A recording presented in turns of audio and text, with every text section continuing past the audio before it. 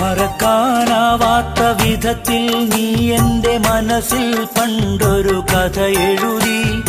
മലരെ നീ അതു വെറുതെ കളഞ്ഞിട്ട് മറയുകയില്ലെന്ന് ഞാൻ കരുതി.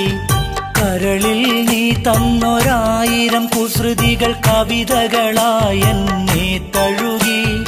കനവിൽ ഞാൻ നെയ്തൊരാശകളെല്ലാം കണ്ണീർ കണമായി വീണൊഴുകി. കണ്ണീർ കണമായി